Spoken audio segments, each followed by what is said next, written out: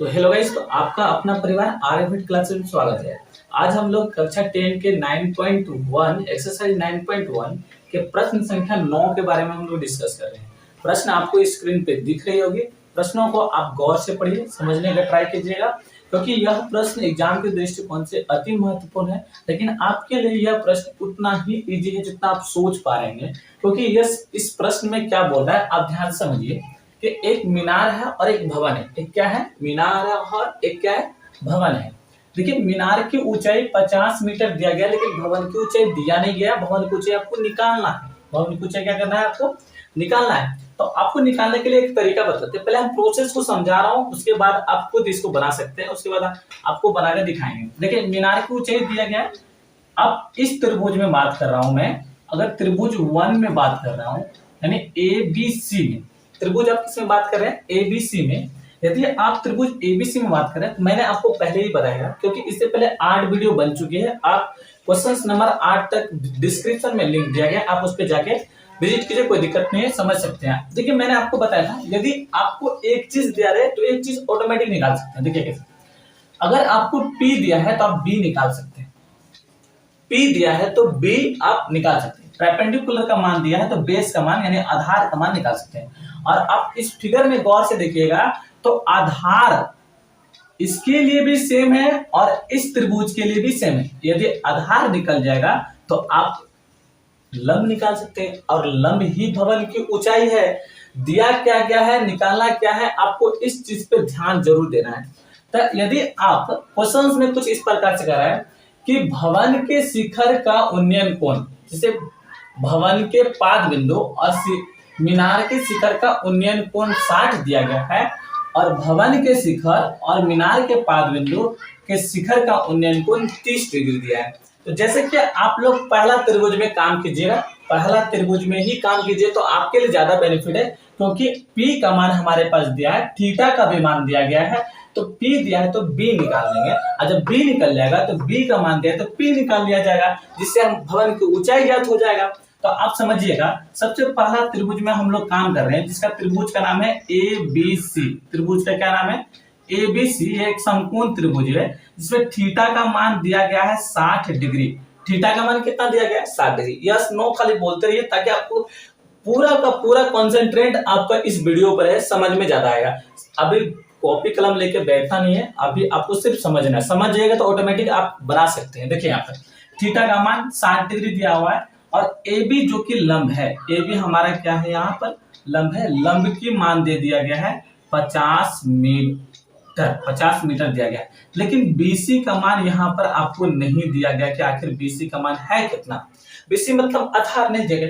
तो आप पहले के वीडियो में मैंने आपको एक बात बताया था कि दिया क्या है, निकालना क्या है। देखिए, P दिया है, B निकालना है। P और B, P दिया है, B निकालना है। तो P बटे B किस में आता है? टेन थीटा में आता है। किसमें आता है? टेन थीटा में। तो यहाँ पर आप बोलिएगा कि यहाँ पर टेन थीटा का इस्तेमाल करेंगे, तभी जाके हम लिख सकते हैं टेन थीटा बराबर P बटे B। थीटा का मान आपके पास दिया गया है। थीटा का मान कितना है? यहाँ पर 60 डिग्री। थीटा का मान 60 डिग्री है। P का भाई मान आपको दिया गया है AB है। P का मान कितना है? AB। और B का मान है यहाँ पर 20। B का मान कितना है? 20। अब गौर से देखिएगा, टेन 60 का मान होता है √3। टेन 60 का कितना मान होता है? √3। इसके नीचे में कुछ नहीं होता है, तो 1 तो जरूर होता है, आप भी जानते हैं। और AB का मान देखिए यहाँ पर दिया गया है 50। AB का मान कितना दिया है? 50 दिया है। लेकिन BC का मान यहाँ पर नहीं दिया गया है, तो BC को जैसे तैसे रहने दिए। BC के जहां पर था वहां रहने दिए। आप यहाँ पर क्रॉस मल्टीप्लिकेशन गुना के जाइए, यानी त्रियक गुना। कौन सा गुना करेंगे हम लोग? त्रियक गुना करेंगे। त्रियक गुना के जाएंगे तो यहाँ पर BC गुना में √3 बराबर में 50 को 1 से गुना कीजिएगा तो 50 ही आएगा। BC निकालना होगा आपको, तो क्या कीजिएगा?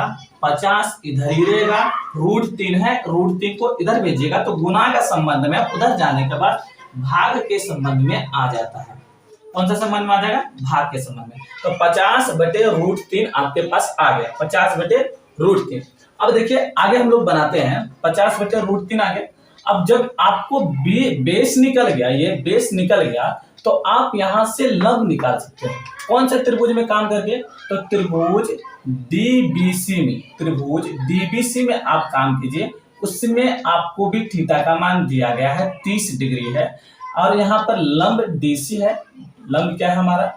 डीसी है। डीसी का मान नहीं दिया गया, यही भवन की ऊंचाई है, और बीसी का मान दिया गया है जो कि अभी आपने निकाला 50/√3।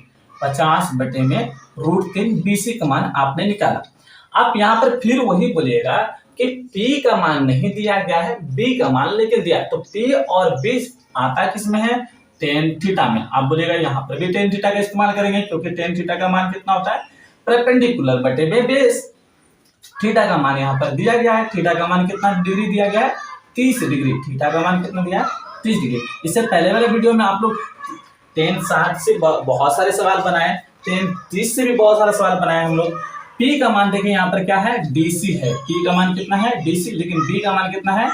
BC है। तो देखिए tan 30 का मान होता है 1/√3। tan 30 का मान कितना होता है? 1/√3। DC का मान तो हमको निकालना ही है। DC का मान जानते हैं 50/√3। यहाँ पर भी आप तिराकोनी गुना कर सकते हैं। इसको इससे गुना कीजिए, इसको इससे। जब हम लोग DC को √3 से गुना करेंगे, यहाँ पर आएगा DC गुना में √3, यानी DC √3 बराबर में आप इसको 1 से गुना कीजिएगा तो कोई इफेक्ट पड़ने वाली बात नहीं है, उतना ही उतरेगा। 50/√3 ही उतरेगा।